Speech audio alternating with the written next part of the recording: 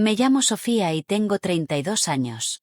Hace 3 años, mi madre se paró en nuestra cocina, señaló la puerta, y me dio una hora para empacar mi vida en una maleta porque mi familia creía que yo había robado el anillo de compromiso heredado de mi hermana, 3 semanas antes de su boda. Yo no lo había hecho. Pero esto es lo que ninguno de ellos sabía. El anillo nunca salió de la casa. Estuvo a 3 metros de mi madre todo el tiempo que me acusaba. Y se quedó ahí durante 3 años, paciente como un invierno de Michigan, mientras yo dormía en el sofá de una amiga y mi familia brindaba en las fiestas sin mí. Lo que pasó cuando finalmente lo encontraron, y lo que dije en la cena que mi madre organizó para arreglarlo todo, es la razón por la que la mesa de su cocina ahora tiene una silla vacía donde yo solía sentarme. 8 meses antes de ese septiembre en que todo se derrumbó, dejé un departamento perfectamente bueno y regresé a mi cuarto de la infancia, cama individual y todo. Mi abuela, Ruth, la madre de mi papá, había sufrido un derrame en enero. Le quitó la fuerza del lado izquierdo y empezó a robarle la memoria en silencio. Y mis padres necesitaban ayuda que jamás pedirían en voz alta. Soy enfermera, sala de urgencias, turno nocturno, 9 años de pie. Así que hice lo que siempre hacía en mi familia. Llegué con una bolsa de lona y un horario. Noches en el hospital, mañanas con la abuela. Pastillas a las 8, avena a las 9, sus historias a las 10, las mismas 3 historias, un poco más gastadas cada semana, como piedras en un río.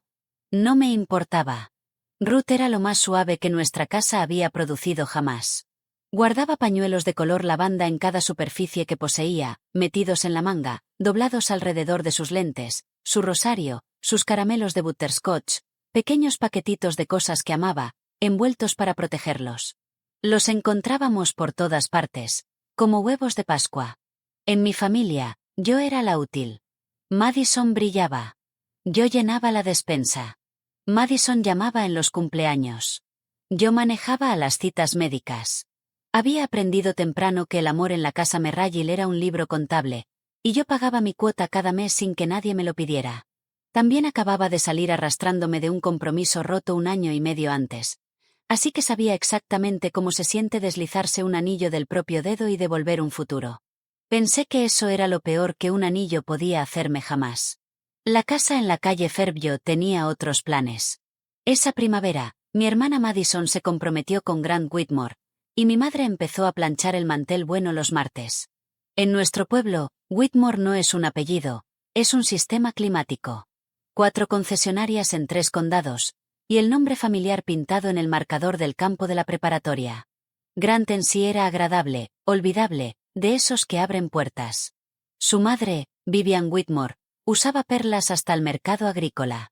El anillo que Grant le dio a Madison era la joya de la corona de esa familia, un corte europeo antiguo que había pasado por 3 novias desde antes de la guerra, del tipo de piedra que hace que las mujeres bajen la voz. No había sido tasado en décadas. La cita con el seguro estaba programada para después de la boda. Guarden ese detalle. Mi madre, Carol, cobró vida esa primavera de una manera que nunca le había visto. 20 años como tesorera de la Asociación de Padres, la mujer que mantenía a flote la venta de pasteles de la iglesia. Y ahora su hija se casaba hacia arriba. Ensayó el menú de la despedida de soltera 2 veces. Compró toallas de visita que nadie podía tocar. Y empezó a decir la frase que organizaría el resto de nuestras vidas. ¿Qué van a pensar los Whitmore? La decía sobre las canaletas. La decía sobre la camioneta de papá en la entrada. La dijo una vez sobre mi uniforme de enfermera, y todos nos reímos, yo incluida. Sonaba a nervios, sonaba inofensiva, como suena inofensivo un grifo goteando hasta que uno descubre que el piso se está pudriendo debajo. No tenía idea de que esa pregunta estaba a punto de costarme la llave de mi casa, la boda de mi hermana, y 3 años de mi vida. Tampoco lo sabía la pequeña rejilla de ventilación en el piso del cuarto de mi abuela. La despedida de soltera fue el 3er sábado de septiembre en nuestra casa de Fairview. 2 docenas de mujeres balanceando platos de pastel sobre las rodillas. Reconstruimos esa tarde tantas veces después que puedo caminarla como un museo. 2 en punto. Madison sube corriendo al cuarto de la abuela porque Ruth no tenía fuerzas para la multitud, y Madison, hay que reconocerlo, quería que viera el anillo. Se sienta al borde de la cama. Las manos de Ruth están frías, así que Madison le pone loción de rosas y se la frota. Y el anillo va a un platito de porcelana en el tocador, el mismo que sostenía Pasadores cuando yo era niña. El tocador está contra la pared, junto a la ventana, justo sobre una rejilla de piso tan vieja como la casa, de hierro fundido, con persianas, bonita como postal, y oscura como un pozo. A las 2:10, mi madre llama desde las escaleras. Hora del pastel, fotos, bajen, bajen. Madison besa la frente de la abuela y se va, mano todavía resbalosa, anillo todavía en el platito. A las 2:30 subo por las escaleras traseras con las pastillas de la tarde de la abuela. Tenía un pañuelo afuera, doblándolo alrededor de algo con gran ceremonia, la misma forma en que envolvía sus lentes y sus caramelos. Recuerdo decir, guarda tus pañuelos, abuela, y ayudarla con su vaso de agua. Después bajé otra vez a rellenar el ponche, porque ser útil es trabajo de tiempo completo. A las 4, Madison sube por el anillo. El platito está vacío. Y aquí está el detalle que necesito que retengan, el que nadie retuvo ese día. Nadie miró jamás la rejilla de ventilación. Ni esa tarde, ni ese año. No se puede ver dentro de pie. Las persianas desvían la luz. La policía la habría revisado, pero nadie la llamó. Esa decisión llegó después, y no fue mía. Para las 4:15, la despedida se había convertido en una partida de búsqueda en vestidos florales. Vaciamos el tocador, desarmamos la cama, sacudimos cada cobija que Ruth poseía y levantamos el colchón mientras ella observaba desde su silla, con las manos revoloteando, preguntando quién perdió qué, cariño. Mi madre revisó las bolsas de basura con guantes de cocina, hasta los codos entre pastel y servilletas. Alguien sugirió con delicadeza que las invitadas revisaran sus bolsos por si el anillo había caído en alguno, y cada mujer en esa sala volteó su bolso con una cara que decía que preferiría estar en cualquier otro lugar. Vivian Whitmore llegó a las 5, convocada por Grant. No buscó. Se paró en la puerta del cuarto de mi abuela con los brazos cruzados como inspectora de edificios y hizo una sola pregunta. ¿Quién estuvo aquí arriba? La respuesta fue una lista corta. Madison, antes del pastel. Yo, con las pastillas, y Ruth, por supuesto. Pero Ruth no recordaba el desayuno. Así que Ruth no contaba. Esa fue la frase exacta. Ella no cuenta, dicho con gentileza, la forma en que la gente es cruel cuando cree que está siendo amable. Abajo había habido una manada de testigos toda la tarde. Las escaleras traseras eran visibles desde la cocina. Arriba había estado yo. Lo dije yo misma, sin rodeos, porque no tenía nada que esconder y todavía no sabía que la honestidad es un mal paraguas en una tormenta de dinero avergonzado. Para las 6, las invitadas se habían ido, y mi madre estaba en el mostrador con Vivian Whitmore, hablando demasiado bajo. Cuando se detuvieron, las dos me miraron al mismo tiempo. Si alguna vez han sentido que la sospecha de un cuarto entero se asienta sobre ustedes, conocen esa temperatura, entra como una corriente de aire, y encuentra cada grieta que tiene una familia. A la mañana siguiente, domingo, Vivian Whitmore volvió con un pastel de café que nadie tocó, y un dato que había estado puliendo toda la noche. Su joyero, su amigo personal, dijo, de la forma en que otros dicen su senador, había mencionado semanas atrás que una joven de nuestra familia había ido a vender un anillo. Esa parte era cierta. 5 semanas antes, yo había entrado a la joyería Esteats en la calle Men y vendido mi propio anillo de compromiso, un solitario modesto del compromiso que había terminado 1 año y medio antes de todo esto. Recibí $3,800, y tenía el recibo en una caja de zapatos junto con mis declaraciones de impuestos, porque guardo recibos igual que la abuela guardaba pañuelos. Estaba ahorrando para el enganche de una casa. Ese era todo el plan, noches en urgencias, mañanas con Ruth, y una carpeta en la cooperativa de crédito con mi nombre y un futuro adentro. Así que sí, había un depósito reciente en mi cuenta. Joyería vendida, documentada, reciente. Ahora observen qué tan rápido se puede leer el papeleo al revés, en la mesa de la cocina de mi madre ese domingo. El recibo no probaba inocencia, probaba familiaridad. Le falta dinero para el enganche. Era la única adulta arriba. Sabe cómo vender un anillo. Hasta conoce al hombre del mostrador. Vivian nunca me acusó de nada, lo cual habría sido vulgar. Solo dejó su taza sobre la mesa y observó hacia la ventana. Bueno, alguien en esta casa sabe cómo vender un anillo. Mi madre no le respondió.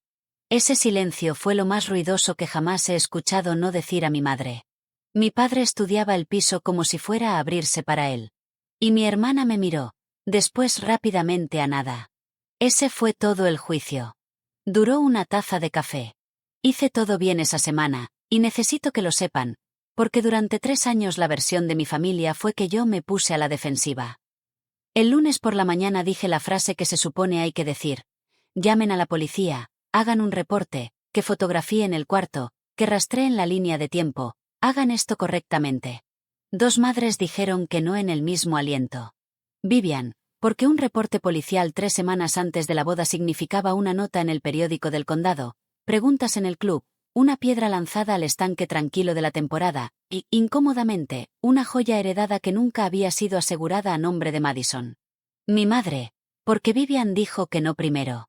Llevé mis estados de cuenta a la mesa de la cocina sin que nadie me lo pidiera.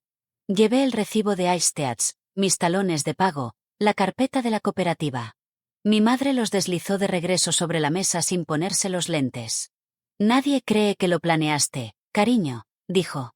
El estrés hace cosas raras a la gente. Una boda de este tamaño. Tu compromiso terminando como terminó. La palabra presunta nunca entró a nuestra casa. Saltaron directo a perdonable. Me ofrecí a hacerme una prueba de polígrafo y pagarla yo misma. Había encontrado a un hombre en Lansing que cobraba $400. Mi madre cerró los ojos como si hubiera jurado en la iglesia. ¿Por qué siempre tienes que hacer las cosas más grandes, Sofía? Más grande. Una investigación era más grande. Una confesión silenciosa era más chica, más ordenada, resuelta para el viernes. Mi padre, un hombre capaz de reconstruir una transmisión con los ojos vendados, pasó esa semana estudiando el piso de la cocina como si fuera a salir en un examen. El miércoles, mi madre hizo su oferta final, con la voz que usaba para devolver cosas en las tiendas. Devuélvelo en silencio, sin preguntas, y esto nunca pasó. Había un solo problema con el trato. Yo no lo tenía. El jueves por la noche preguntó una última vez, y le di lo único que tenía. No puedo devolver algo que nunca tomé. Y mi madre me miró con verdadero dolor, lágrimas reales, del tipo que no se pueden fingir, porque aquí está la aritmética terrible de esa semana. Ella genuinamente creía que estaba eligiendo entre una hija terca y un futuro entero. El matrimonio de Madison, la buena voluntad de los Whitmore, la posición de la familia en un pueblo donde la posición es moneda. Se paró junto a la estufa, agarrando un trapo de cocina como una cuerda, y dijo, puedo mantener a esta familia unida, o puedo mantenerte a ti. No puedo hacer las dos cosas. Me dio 1 hora. Tomé 40 minutos, una maleta y una caja de cartón, uniformes, la caja de zapatos con los recibos, un frasco de mermelada de fresa de la abuela de 2 veranos atrás. La abuela dormía al final del pasillo. Me quedé afuera de su puerta con la mano plana sobre la madera, y no la desperté, y todavía cargo con eso. Madison se quedó en su cuarto. La escuché llorar detrás de una puerta que no abrió. Fue mi padre quien me siguió hasta la entrada. No discutió con mi madre. Había pasado un matrimonio entero sin discutir con mi madre. Me puso un sobre en la mano, $200, y me apretó el hombro una vez, toda su defensa de mí, doblada en papel. Manejé hasta la casa de mi amiga Dana, al otro lado del pueblo, y dormí en su sofá con los zapatos puestos. 5 semanas después, mi hermana se casó. Me enteré de cómo fue desde el estacionamiento de un hospital. La invitación nunca llegó. Lo que llegó 10 días antes de la ceremonia fue un mensaje de Madison, y se los doy exactamente como llegó. Tal vez es mejor que no vengas, solo hasta que esto se calme. He leído ese mensaje más veces que cualquier libro que posea. No era una pregunta. No era te creo. Solo agenda, como si mi inocencia fuera una ventana de entrega que podíamos empujar a la primavera. Así que el último sábado de octubre tomé un doble turno, porque una sala de urgencias un sábado por la noche es el único lugar en toda América donde nadie pregunta por tu familia. Cerca de medianoche, una enfermera con la que trabajaba, que no sabía nada, levantó su teléfono. ¿No es esta tu hermana? Preciosa. Mi hermana era preciosa.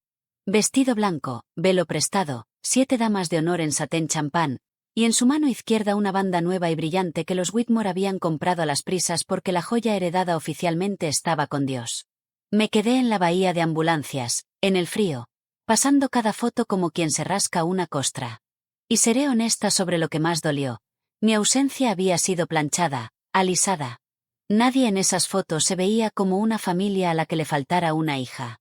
La historia por el pueblo, supe después, era que yo tenía que trabajar. Pobre Sofía, los hospitales nunca cierran. Mi madre me construyó una coartada para mi propio exilio. Esa fue la primera vez que entendí contra qué estaba realmente luchando. Llamarme ladrona al menos habría sido una historia con un lugar para mí. Tenían una mejor, una donde nada había pasado en absoluto. Y una familia que puede pintar sobre una hija ausente en una sola capa. No se puede discutir con pintura, la pintura no escucha. Viví en el sofá de Dana 5 meses. Dana Akefer, enfermera jefa, 1,5 m, cero sentimentalismo, exactamente lo que uno necesita cuando su vida se incendia. Me alimentó, ignoró mis disculpas, y confiscó los billetes de $20 que yo escondía en su lata de café. Una noche de noviembre me encontró reorganizando su despensa a las 2 de la madrugada, ordenando las sopas alfabéticamente como si le debieran dinero, y se recargó en el marco de la puerta y dijo la frase que un terapeuta me cobraría un año después. Cuidas a todos, Sofía. Siéntate y deja que te cuiden. No sabía cómo. Esa es la verdad sobre la que gira esta historia, así que lo diré claramente. Ser necesitada era la única forma en que jamás me había sentido segura. Y ahora la gente que me necesitaba había decidido que era desechable, y no tenía idea de quién era en un cuarto donde no era útil. Llegó la Navidad, la primera lejos de la calle Ferbio. Trabajé el turno de día, después manejé el auto de Dana frente a la vieja casa al atardecer, una sola vez, y no estoy orgullosa de eso. Las ventanas brillaban amarillas, la corona de flores ya estaba puesta, toda la postal zumbaba sin mí, y no me detuve. 2 días después mi teléfono se iluminó. Mamá. Estaba hasta el codo poniendo un catéter y no contesté. El mensaje de voz eran 30 segundos de sonidos de cocina, una silla arrastrándose, respiración, después nada. Me había marcado sin querer, o lo había intentado y perdido el valor. Nunca sabré cuál. Lo guardé de todos modos. Durante un año, esos 30 segundos accidentales de la cocina de mi madre fueron la única prueba que tenía de que alguna vez vivía ahí. En febrero renté un estudio con una puerta que cerraba con llave, y el seguro hacía un sonido que todavía amo. En primavera hice mi último intento formal de ser hija de alguien. Escribí una carta, 2 borradores, a máquina, educada, proponiendo que la familia contratara a un investigador privado licenciado para revisar todo de nuevo. La línea de tiempo, la lista de invitados, las casas de empeño, todo. Me ofrecía dividir el costo. La mandé a mis padres y una copia a Madison. Y durante 9 días revisé ese buzón como mujer esperando resultados de biopsia. La respuesta llegó de segunda mano a través de mi hermana, que es como mi madre prefería perder los argumentos.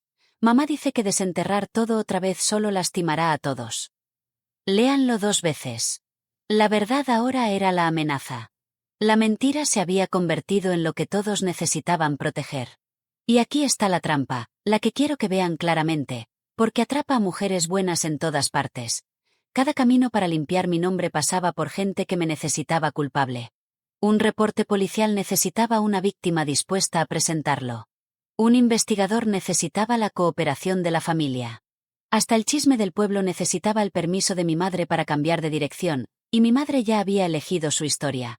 Una hija estresada y despechada hizo algo desesperado, y una familia generosa lo absorbió en silencio, con dignidad. Mi inocencia no tenía sede. No había oficina que visitar, ni formulario para esto, ni ventana de apelación. No se puede citar a comparecer a una cocina.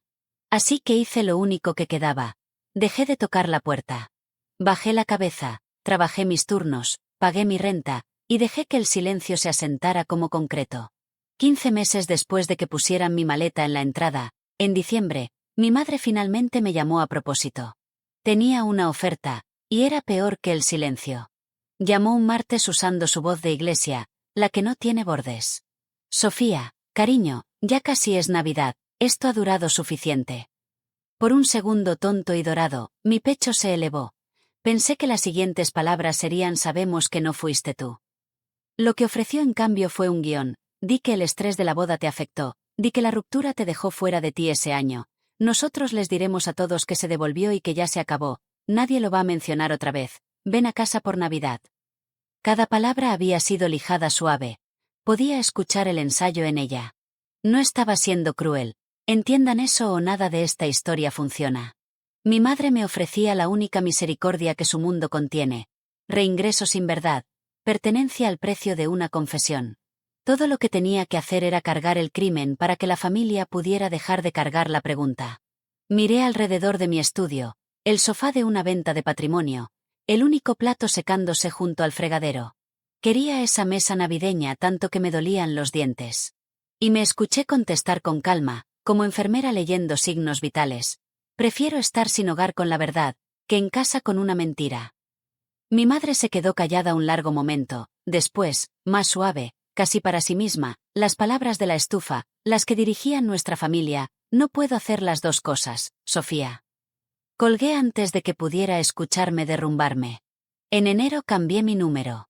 Tomé un trabajo de cuidados paliativos en Grand Rapids, 1 hora y cuarto al oeste, empaqué el estudio en un tráiler rentado, y manejé fuera de mi pueblo natal exactamente al límite de velocidad, viéndolo achicarse en el retrovisor. La vieja puerta se había cerrado para siempre, y yo era quien finalmente había dejado de sostenerla abierta. El duelo y la libertad pueden viajar en el mismo auto. Nadie te lo dice. El trabajo de cuidados paliativos suena a tristeza desde afuera, y algunos días lo es. Pero en su mayoría es el cuarto más honesto de América. Me senté con granjeros moribundos, maestras moribundas, un juez moribundo. Y empecé a llevar una lista no oficial de las cosas que la gente dice al final. Dicen: ojalá hubiera llamado a mi hermano. Dicen: dile que sé que nunca fue por el molde de la cazuela. Nadie, ni una sola vez, ha dicho jamás: me alegra haber protegido las apariencias. Nadie muere orgulloso de la opinión de los vecinos. Esa lista me reorganizó por dentro. Encontré una terapeuta llamada Ellen, suéter y pizarrón, y un martes miró toda mi vida sobreexplicada y dijo en voz baja: ¿crees que el amor es un turno que tienes que seguir cubriendo? Me senté con eso como uno se sienta con un diagnóstico que explica cada síntoma que ha tenido. Después vino la tarea fea: decir que no. Dije que no a un doble turno en mi cumpleaños y sudé como sospechosa. Dije que no a la petición de consejo médico gratis de una extraña en una parrillada. Y el mundo, insultantemente, no se acabó. Y cada domingo a las 4 llamaba a Maple Glen, el hogar de cuidado de memoria de vuelta en mi pueblo natal, y preguntaba por mi abuela. La habían trasladado ahí el primer invierno después de que me fui, cuando ya no había nadie en casa durante el día para cuidarla. Algunos domingos me reconocía por completo. El pajarito, decía: ¿estás comiendo? Algunos domingos yo era una extraña agradable con quien le gustaba platicar. Un domingo me llamó la niña que huele a lavanda, y me reí en el estacionamiento de un supermercado hasta que se convirtió en la otra cosa. Nunca le conté lo que había pasado, y ella nunca preguntó por qué no la visitaba. Esa línea telefónica era mi único hilo sin romper de vuelta a la calle Fairview. Ese abril hice algo que nunca había hecho en mi vida. Compré una puerta propia. La casita estaba en una calle bordeada de arces al oeste de Grand Rapids, 85 metros cuadrados de optimismo de 1954, postigos verdes, una luz de porche torcida, un patio trasero justo del tamaño para enterrar una vida vieja. Había estado rentando mes a mes cerca del hospital, y había estado ahorrando para un enganche desde antes de que la calle Fairview se rompiera, esa famosa carpeta en la cooperativa de crédito, el depósito que habían leído como evidencia. 3 años de turnos nocturnos y sin vacaciones. En abril firmé mi nombre en una oficina de títulos hasta que me dolió la mano, y una mujer de saco me deslizó 2 llaves de bronce sobre la mesa como si no fueran nada, como si no fueran todo el punto de este país. Dana llegó con champán y una planta, y bebimos de tazas de mudanza en el porche torcido. Esa noche, después de que se fue, me senté en mi nuevo mostrador de cocina y saqué mi llavero. Y ahí estaba, donde había vivido desde que tenía 16 años. La llave de la casa de mis padres, desgastada, cabeza cuadrada de bronce, el brillo ya gastado de tanto amor. Mi madre, en todo su ordenar la historia, nunca me la había pedido de vuelta. Por un rato solo la sostuve. Después saqué un sobreacolchado del cajón de trebejos, metí la llave adentro, y escribí la dirección de Fairview en el frente. Sin carta, sin nota. No hay nada que decir que una llave no diga mejor. Envié mi infancia de vuelta a mi madre un martes por la mañana, y me quedé con las 2 llaves de bronce que tenían mi nombre en el papeleo. Nunca respondió, ni un mensaje, ni una tarjeta, nada. Pasaría mucho tiempo antes de que supiera qué hizo con ese sobre. Y cuando finalmente lo supe, parada en mi propio porche, me deshizo un poco. Ya llegaremos ahí. 2 meses después, la línea telefónica del domingo se rompió. Llamé a Maple Glen a las 4, como siempre, y la chica de recepción, Kale, dulce, mordiendo su pluma, me dejó en espera demasiado tiempo y regresó con voz de extraña. Lo siento mucho, la lista de contactos de la señora Merrayil fue actualizada. Las llamadas ahora son solo para familiares listados, según indicó el responsable. El responsable en el papel era mi padre. La abuela era su madre. Pero cualquiera que conociera nuestra casa sabía de quién era la mano que llenaba los formularios. El nombre de papá estaba en la línea. La pluma de mamá hacía la escritura, desde antes de que yo naciera. Eso no es un crimen, es papeleo, y alguien tiene que hacerlo. Pero el papeleo es una cerca, y una cerca funciona sobre quien esté parado afuera de ella. Expliqué que era su nieta. Kale lo sabía. Kale estaba miserable. Kale tenía una lista frente a ella con mi nombre tachado, y la mujer que podía escuchar reírse al fondo del pasillo, junto al carrito de medicinas, no tenía idea de que yo estaba al teléfono. Soy enfermera. He aplicado 100 listas exactamente como esa. Sabía con precisión qué tan legal era, y sabía con precisión para qué servía. Le escribí cartas a la abuela después de eso, letra grande, oraciones cortas, papel lavanda. No estoy por encima del simbolismo. 2 regresaron marcadas de vuelto al remitente con la letra de maestra ordenada de mi madre. La tercera no regresó, y elegí creer que alguien se la leyó. La esperanza hace esos mandados cuando uno no puede. Manejé frente a Maple Glen una vez ese verano, y vi a las auxiliares pasear a los residentes alrededor de la fuente, demasiado lejos para saber si una de ellas era ella. No entré. Una escena en un lobby de cuidado de memoria no ayuda a nadie, y menos a la mujer por la que la haría. Lo último que mi abuela me dio jamás fue un tono de marcado, y todavía no lo sabía. La abuela murió un martes de octubre, y me enteré un jueves por internet. Mi prima Lynn compartió la página de la funeraria. Ruth Merrayil, 86, amada madre y abuela, se reunió con su esposo tras una larga enfermedad. Los servicios se habían realizado, en tiempo pasado, el miércoles. La enterraron antes de que yo supiera que se había ido. Me senté en mi mostrador leyendo el obituario que mi madre había escrito, y ahí estaba yo, justo ahí. Le sobreviven 2 nietas. En el papel, seguía siendo familia. El papel es donde mi familia hace su mejor trabajo. No recuerdo haber decidido ir a trabajar esa semana, pero fui, y cuidados paliativos era el único edificio en la tierra que tenía sentido, el único lugar donde a la muerte se le mira de frente, luces encendidas, sin historia pulida encima. El viernes sostuve la mano de un cartero jubilado mientras sus hijas le cantaban, desafinadas, las 2 presentes, ningún nombre tachado. En algún momento tuve que meterme al closet de suministros un rato, y eso es todo lo que diré al respecto. Esto es lo que me quedó de ese mes. El duelo sin funeral es una cazuela que nadie recoge. Simplemente se queda ahí, echándose a perder. Nunca tuve la prueba de la despedida, las flores, las sillas plegables, el mal café, todo el mobiliario de eso.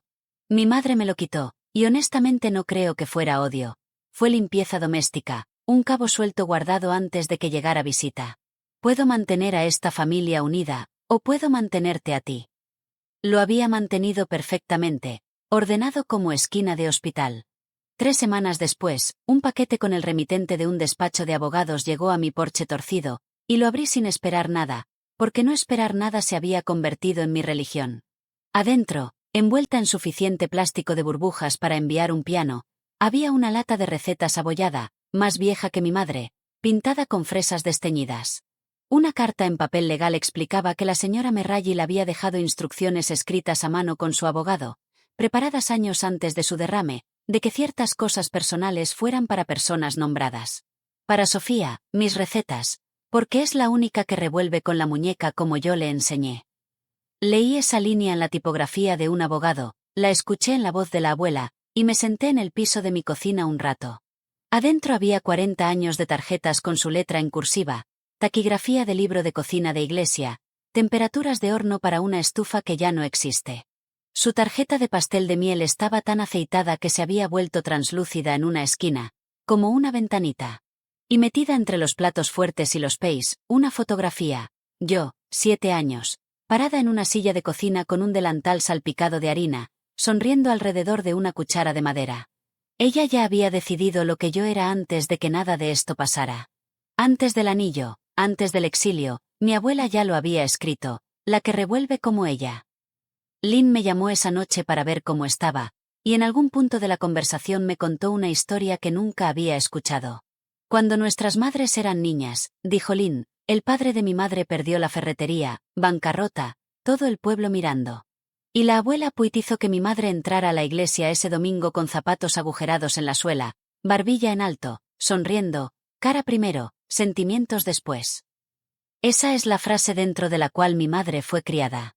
Esa noche no estaba lista para perdonar a mi madre, pero por primera vez pude ver la máquina que la construyó. Y una máquina así sigue funcionando hasta que alguna mujer en la línea finalmente la detiene.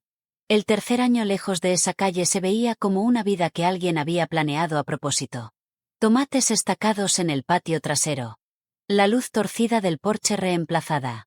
Una taza con mi nombre en la estación de enfermeras de cuidados paliativos. Los domingos horneaba el pastel de miel de la abuela con la tarjeta translúcida, y la casita se llenó de su cocina, canela, miel quemada, 1965. Dana venía un sábado al mes y veíamos televisión mala como académicas. Había elegido gente despacio, la forma en que se elige la segunda vez, revisando la capacidad de carga de cada una. Seré honesta, algunas cosas todavía me atrapaban. Madres e hijas peleando en el supermercado, ricas la una con la otra sin contarlo, cierto tono de luz de octubre. Pero había dejado de esperar. Esa es la parte que importa para lo que viene después.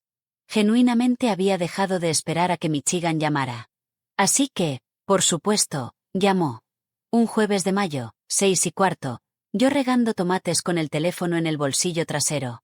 3 llamadas perdidas de un número que no conocía, la clave de área de mi pueblo natal sentada ahí como piedra en el zapato. Después el timbre del mensaje de voz.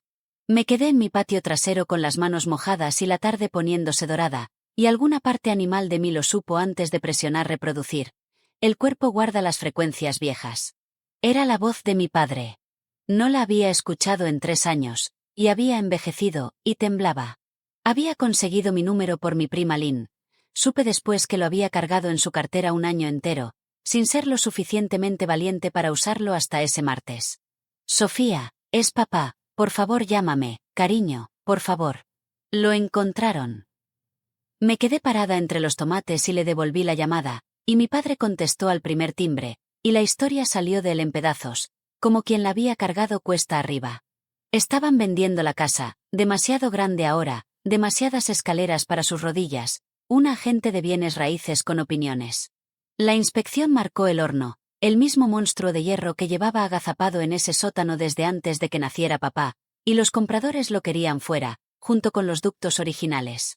Así que el martes llegó un equipo, y un ductero llamado Denny pasó la tarde sacando tramos de tubería oxidada del piso como huesos de un pescado. Bajo el viejo cuarto de la abuela, en la unión del codo debajo de esa bonita rejilla de hierro fundido, algo había estado descansando sobre un saliente de óxido durante 3 años. Denny metió la mano con guantes y sacó una bola de pañuelo, café y quebradiza, momificada por 3 inviernos de aire forzado. Casi la tiró a la bolsa de escombros. Casi. Tenía peso, dijo. La desenvolvió, arrodillado en la alfombra del pasillo, la alfombra por la que yo solía deslizarme en calcetines. Y ahí, en un nido de lo que había sido un pañuelo lavanda, estaba el viejo corte europeo de diamante que 3 novias usaron antes que mi hermana. Nunca salió de la casa, Sofía. La voz de mi padre se volvió grava. Estaba bajo el piso todo el tiempo, a 3 metros de donde tu madre te dijo que empacaras.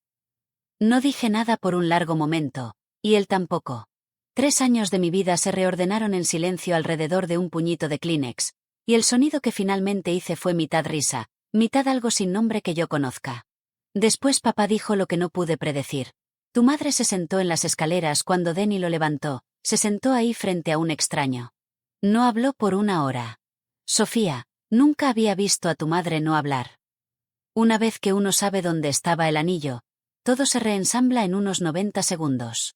Y después uno pasa el resto de su vida preguntándose por qué nadie corrió la película hacia atrás antes. La abuela Ruth, sola con un tesoro brillante en un platito, Hizo lo que Ruth hacía con cada cosa preciosa en sus últimos años. La envolvió a salvo, un pañuelo de su manga doblado con ceremonia. La vi hacerlo, la molesté por eso. Guarda tus pañuelos, abuela. Y después su mano izquierda temblorosa, o un empujón al platito, o la simple física de una bola resbalosa de pañuelo sobre el borde pulido de un tocador, con una sola dirección hacia dónde ir. A través de las persianas de una rejilla que nadie podía ver, por un codo de ducto que nadie sabía que existía, hasta un saliente de óxido donde el calor subía a su alrededor cada invierno, mientras se servía chocolate abajo, mientras sucedía una boda, mientras mi madre me devolvía mis cartas por correo. No hubo ladrón. Nunca hubo un ladrón.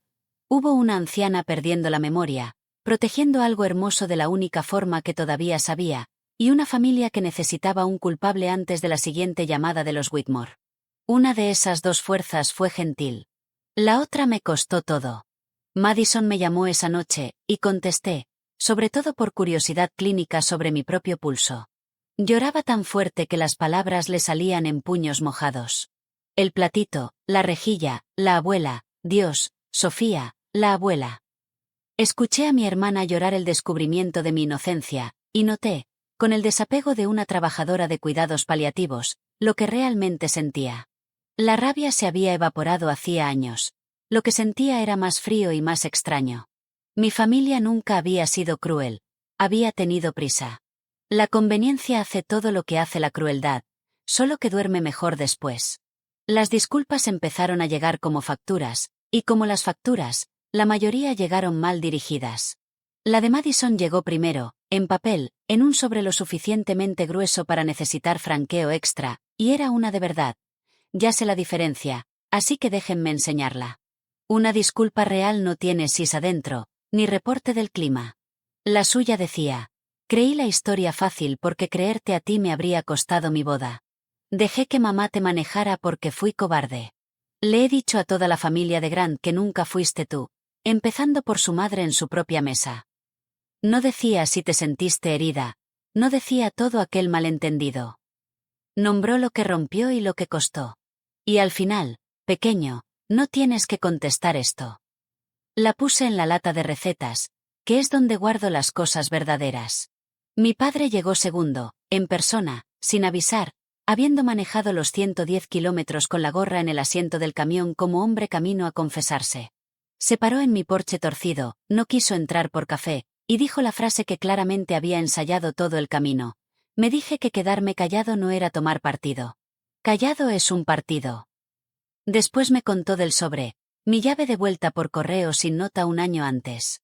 Dijo que mi madre lo abrió parada en el mostrador de la cocina y se quedó completamente inmóvil.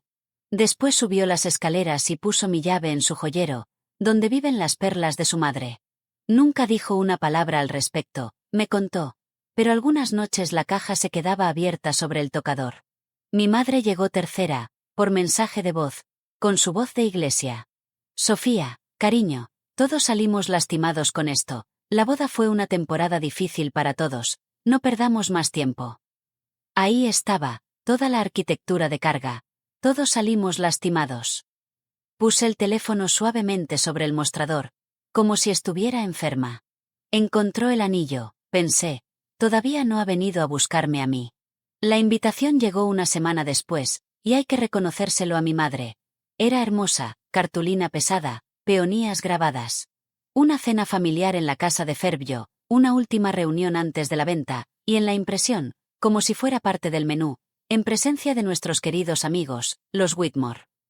Madison llamó antes de que terminara de leerla, hablando rápido, delatando a todos, incluida ella misma.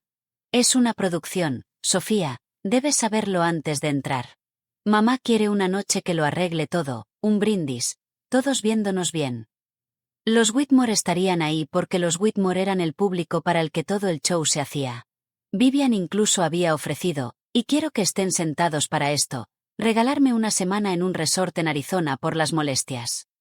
3 años, una semana de resort, en algún lugar, un contador estaba orgulloso. Después la voz de Madison cambió y me dijo lo otro. Estoy embarazada, 5 meses, es niña. Una larga pausa, las dos haciendo la aritmética de todo a la vez. Quiero que mi hija conozca a su tía Sofía, no la historia de su tía. A su tía de verdad. Me quedé en mi mostrador mirando la lata de fresas, y sentí la vieja maquinaria arrancar en mi pecho. Ve, suavízalo, sé útil, cómprate la pieza, te sabes los pasos de memoria. Las ganas eran tan fuertes que podía saborearlas. La cocina de mi madre, mi vieja silla, los brazos de todos, el baño tibio de ser bienvenida de vuelta. Todo lo que tenía que hacer era dejar que una noche montada disolviera 3 años y dejar que nadie tiene la culpa quedara como la causa oficial de muerte. La gente paga ese precio todos los días, y la mayoría nunca pide el recibo. Miré las fresas un rato más. Después dije, con la voz suficientemente baja para que Madison dejara de llorar: voy a ir, pero no a su cena, a la mía. Llamé a mi madre a la mañana siguiente y expuse lo que costaría mi asistencia, con la voz que uso para dar malas noticias en el trabajo, nivelada, cálida, sin salidas. Voy a ir, mamá, una vez, antes de que la casa se venda. No quiero la semana de resort, no quiero regalos, no voy a actuar el perdón para la comodidad de los Whitmore. Voy a decir algo a todos a la vez. Después de eso, depende de cada uno de ustedes, uno por uno. Empezó 2 veces a querer manejarlo. Cariño, ¿no sería mejor si? Las 2 veces dejé que el silencio hiciera mi argumento, un truco que 3 años de práctica finalmente me habían enseñado. Aceptó. Mi madre aceptó los términos. La agente de bienes raíces debió haberlo puesto en el anuncio. Tomé el viernes libre y manejé hacia el este el día antes de la cena, pero no a Fairview. Fui al cementerio en la Ruta 9, pasando el recinto ferial, y encontré a la abuela por primera vez, granito rosa, su nombre junto al del abuelo, todo tan ordenado como sus paquetitos de pañuelo. Me senté directamente en el pasto y desenvolví una rebanada de su pastel de miel, horneado esa mañana con la tarjeta translúcida, y me lo comí ahí, y le conté todo en voz alta. El platito, la rejilla, Denny el ductero, todo. Le dije que nada de eso jamás fue su culpa, por si alguna parte de ella, en algún lugar, todavía llevaba cuentas. El viento movió los arces alrededor, y eso se sintió como una respuesta, o lo suficientemente cerca de una. Esa noche planché mi vestido azul bueno en un motel de carretera, y antes de dormir saqué una cosita pequeña del fondo de mi maleta y la puse con cierre en el bolsillo de mi bolso, donde no pudiera perderse.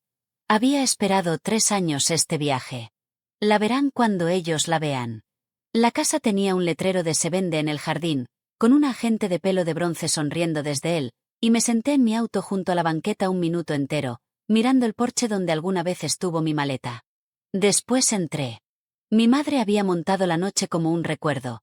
El mantel bueno, la vajilla de bodas, peonías en el jarrón de cristal cortado de la abuela, velas encendidas a las 6 en junio. Cajas de mudanza apiladas en las esquinas con nombres de cuartos escritos en su letra ordenada, lo cual le daba a toda la escena una extraña honestidad. Una casa vistiéndose para cenar mientras se desarmaba a sí misma. Todos ya estaban ahí. Grant, agradable como siempre, aliviado de verme de una forma que decía bastante sobre el último mes de esa casa. Vivian Whitmore, en perlas, besando el aire junto a mi oreja.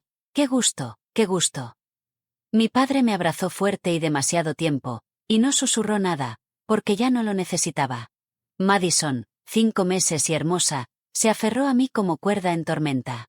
Y mi madre apareció en la puerta de la cocina, delantal sobre seda, 61 años y de alguna forma más pequeña que la mujer que vive en las escaleras de mi memoria, y dijo con su voz de compañía: ahí está, cariño. Nuestros 3 años de exilio disueltos en un pronombre posesivo. Bienvenida a casa por caso gramatical. Le sonreí y lo dije en serio como en la mitad, que era más de lo que había presupuesto. Después vi la mesita junto a las escaleras. Sobre un tapete, mirando al cuarto como un producto, había una cajita de terciopelo abierta. El anillo de ópalo de la abuela Ruth, el que usaba la iglesia durante 60 años, leche y fuego, montado, esperando, un accesorio con mi nombre puesto. Mi madre había planeado una reunión. Lo que obtuvo fue un ajuste de cuentas, del tipo silencioso, del tipo que se puede servir en vajilla de bodas. La cena fue asado en olla, porque mi madre pelea con las armas que confía. Y estaba bueno. Hay que darle crédito al asado. Durante 20 minutos manejamos el clima, el bebé, los compradores y su inspector. Después mi madre se puso de pie, golpeó su copa con el anillo, y desenrolló la agenda real de la noche. Denny encontró más que un anillo en esa rejilla. Empezó, y lo había ensayado. Había pausas construidas adentro. Encontró prueba de que esta vieja casa juega trucos. Esta casa tomó nuestro hermoso anillo y lo guardó, y pasamos 3 años difíciles sin saber qué pensar. Sin saber. Dejé el tenedor.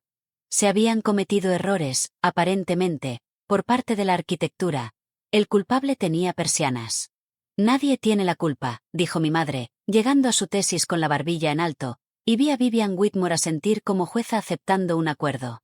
Lo que importa es que nuestra familia está completa otra vez. Esta noche cerramos ese capítulo para siempre. Vivian levantó su copa. Las familias sanan.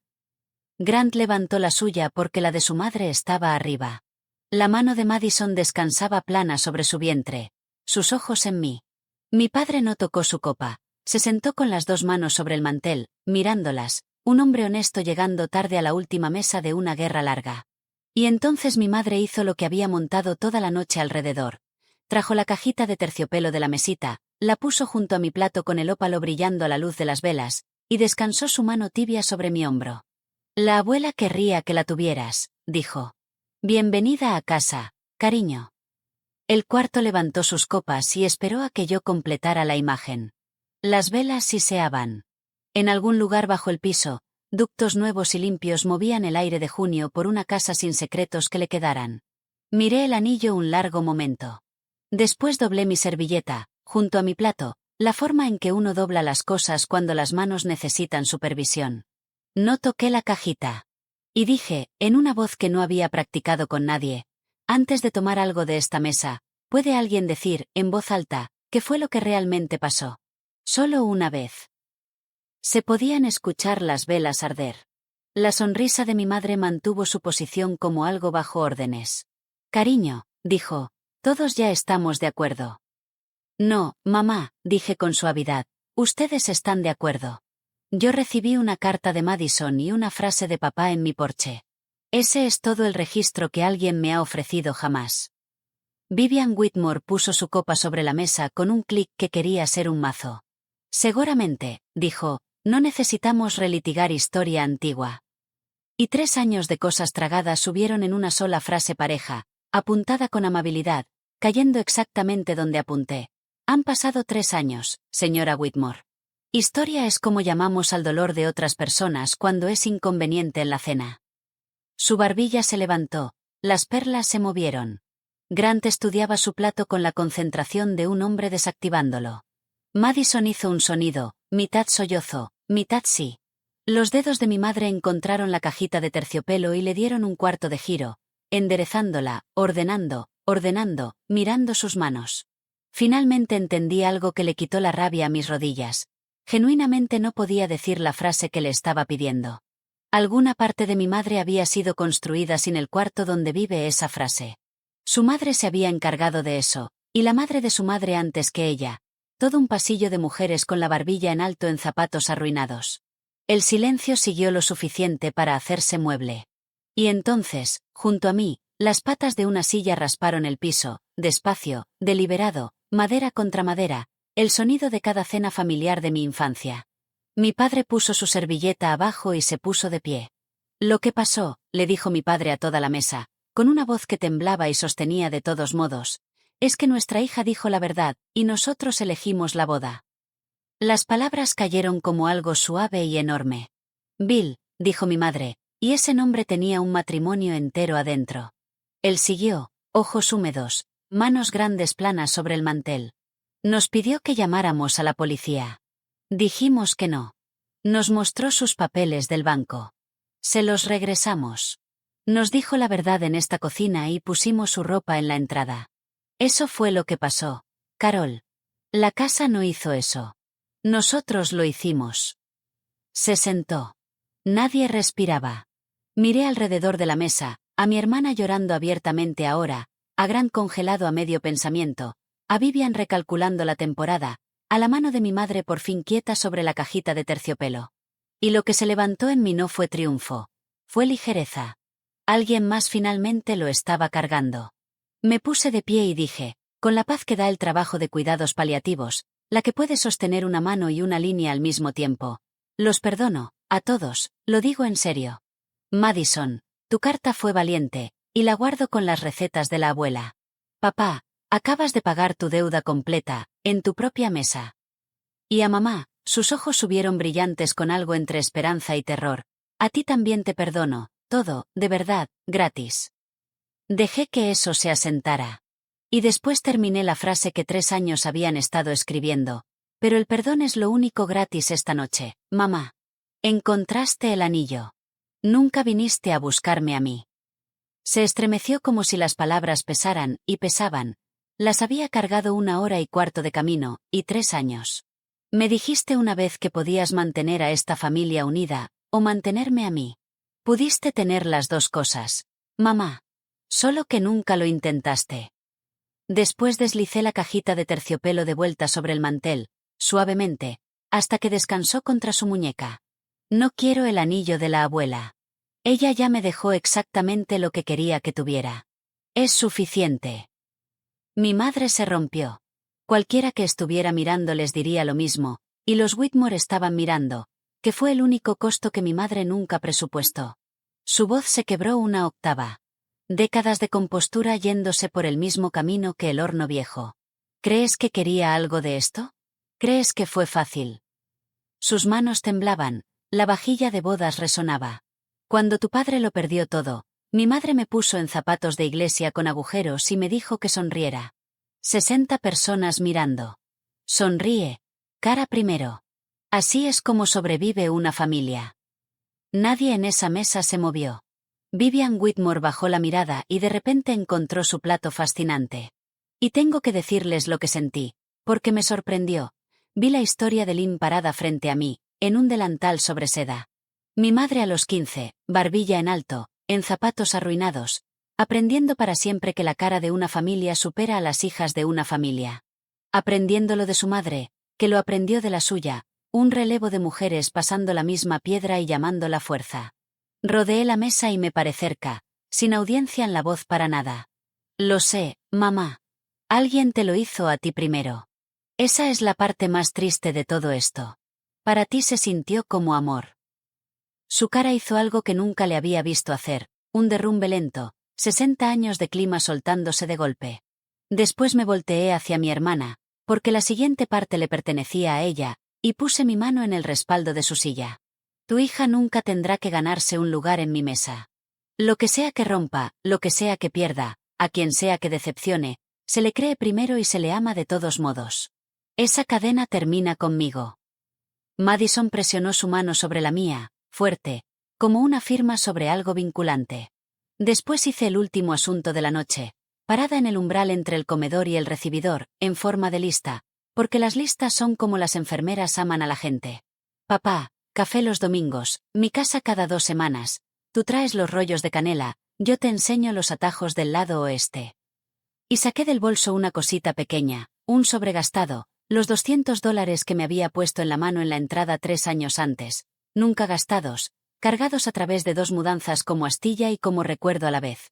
Se lo metí en el bolsillo de la camisa y lo aplané con una palmadita. El café corre por tu cuenta un rato. Se rió de esa forma en que se ríen los hombres para no hacer la otra cosa.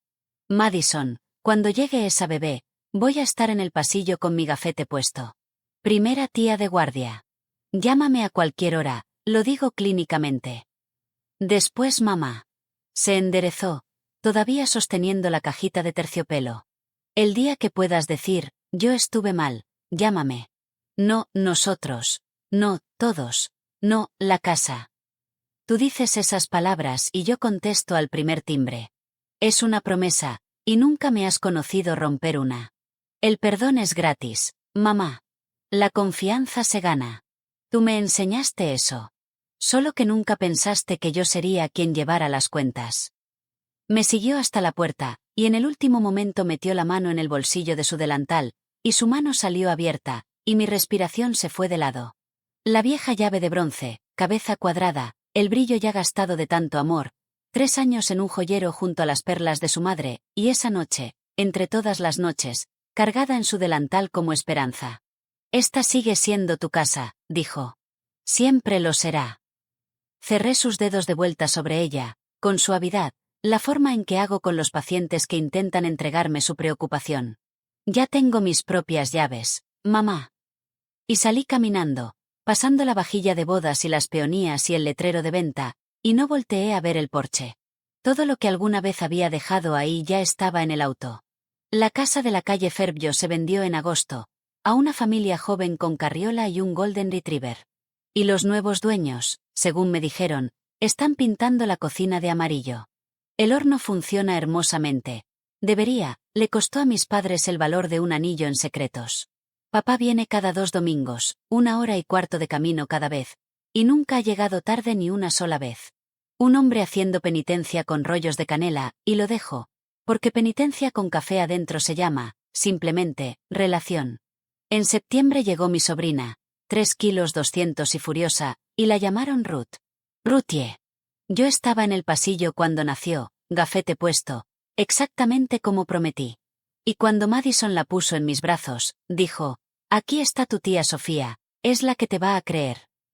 La joya heredada volvió a la mano de mi hermana, y me dijo que está guardando la historia completa pegada a ella, cada capítulo, para que Ruthie la herede junto con la piedra, el platito, la rejilla, los 3 años, todo. Un anillo con etiqueta de advertencia, la mejor herencia que esa familia jamás tuvo, si me preguntan. Mi madre mandó una tarjeta en octubre, crema, del estante bueno, su letra de maestra ordenada. Decía, yo estuve mal. No la casa. Yo. Y después, mamá. No había un nosotros en ninguna parte. Me senté con eso un día, y después la llamé, y hablamos 10 minutos sobre el clima y el vestido de bautizo de Ruthie, y fue torpe y pequeño y completamente real. No se reconstruye con un puente. Eso no existe. Se reconstruye con un ladrillo. Y esa llamada fue un ladrillo. Y ha habido un ladrillo casi cada semana desde entonces. Vivian Whitmore todavía cuenta la versión educada en el club. Esa casa, esa rejilla, qué calvario para todos. La dejo. La paz y la verdad no siempre viven en la misma casa.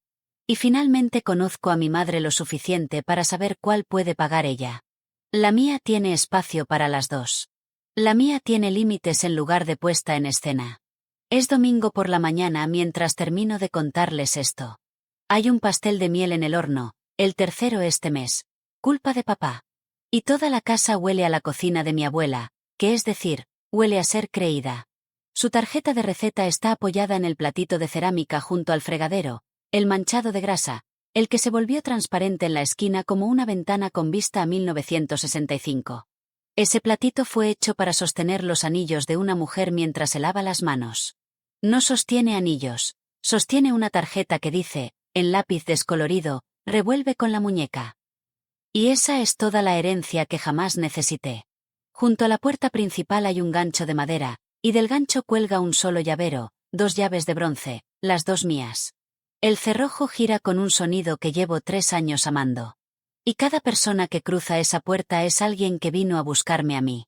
Si pudiera grabar una sola línea sobre cada puerta de cocina en este país, sería esta. El perdón es gratis, y lo repartí en esa mesa y no lo he extrañado ni una vez.